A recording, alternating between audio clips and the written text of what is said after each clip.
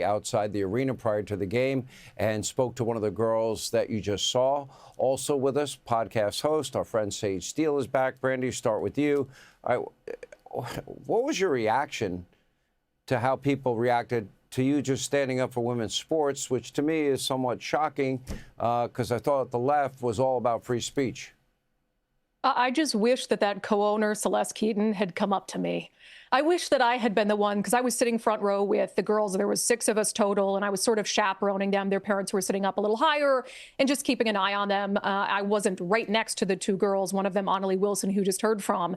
When I looked over at halftime, Sean, and I saw her crying when she had some of the best seats in the stadium, was so excited to be there for that game, was giddy the night before, and then to look over at halftime and see her in tears. I can't even tell you what came over me in that moment. And then to find out it was the co-owner of the team, outrageous. And some of the other girls who, we had secured front row seats for were also treated poorly. 2 of them, there were 2 white 30-something females. I mean, this is the typical characters who tried to trip them. They also got booed and heckled. It was outrageous. Sage, we've been friends a long time, and you live this nightmare as well, standing up for women's sports, standing up against COVID shot mandates, etc. It cost you your career at the time. Thankfully, you're so gifted and talented. You're doing better than ever. We're very proud of you and happy for you. But this battle continues. Why the war against women in sports and this notion that biological men should be allowed to compete with women? I think it's, at this point, almost like a mental illness, Sean, is the only way to accurately describe it, I think.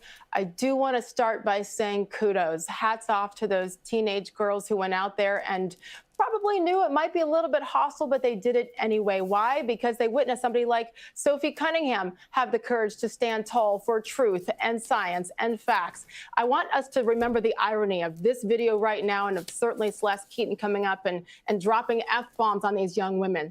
This co-owner is part of the only all-female ownership team in the WNBA, I believe, there in Seattle. So she's there to uplift women, right?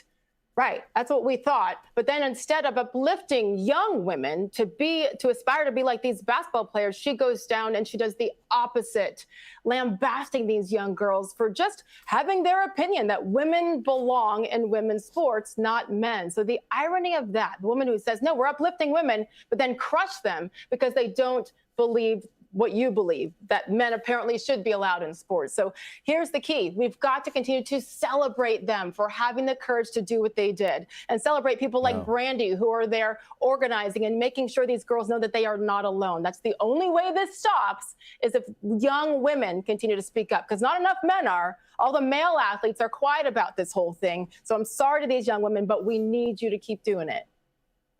I really admire Sophie Cunningham. I admire Caitlin Clark. Caitlin Clark is still dealing, with all these flagrant fouls and, I believe, discrimination in multiple ways. By the way, it hurts the league when they hurt her.